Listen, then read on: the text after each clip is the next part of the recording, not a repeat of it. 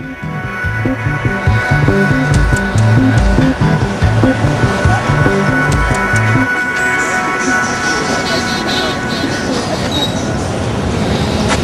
how are you? Good, how are you? All is well? Yes. Weather is nice today, huh? It is, it's a lot cooler. Okay. As you know, the University of Berkeley is known to be one of the leading universities in voicing their opinions regarding whatever is happening around the world and in the U.S. What's your opinion on the war in Iraq? Oh, I'm opposed. Very vehemently opposed to the war. Always have been. Why? I don't think we have any business there. I don't think the role of the U.S. should be that of the policeman, so to speak, the international policeman. I think regardless of whether or not the regime of Saddam Hussein was an oppressive one, it's not the U.S.'s place to overthrow that. It's not legitimate unless there's the backing of the entire world community. Okay. Are you doing anything to voice that opinion, or is just something personal? Well, actually, I am a freshman. I'm newly here at Berkeley. I grew up in Los Angeles, and when the war was first breaking out, I was pretty active in the Los Angeles protests and things like that. And now that I'm here at Berkeley, this is my third week living here, I'm sort of just getting a feel for the different avenues in which I can become active in that regards, and I'll tell you there are plenty. Okay. Do you have any Muslim friends? I do. I know quite a few. What comes to your mind when I say Islam or Muslims? Well, the first person that comes to mind is a good friend of mine whose name is Jamiel, and I've known him for very many years, and his family as well. And they were probably the first Muslim family that I had intimate contact with.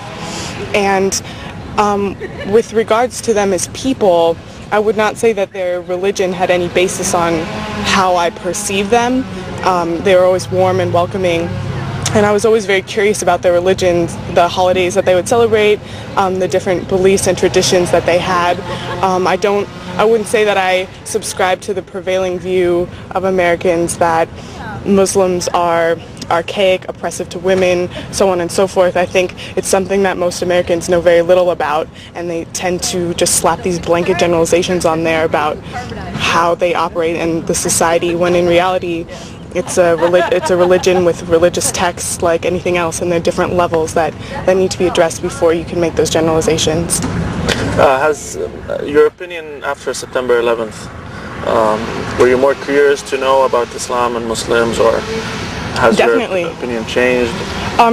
It hasn't. I guess the only change would be that my curiosity was heightened, because the matter seemed all the more pressing. I mean, it's after September 11th, I think we were all in this danger of generalizing Muslims and fearing them.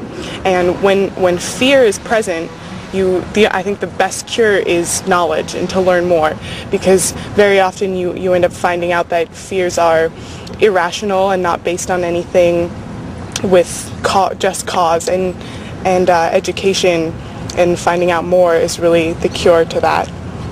If you get a chance to say something to the Arab world, the Arab youth, what message would you like to deliver to them?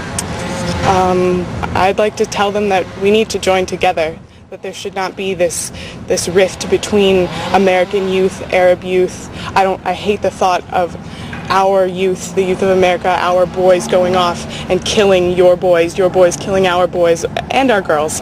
Not to say that women aren't involved.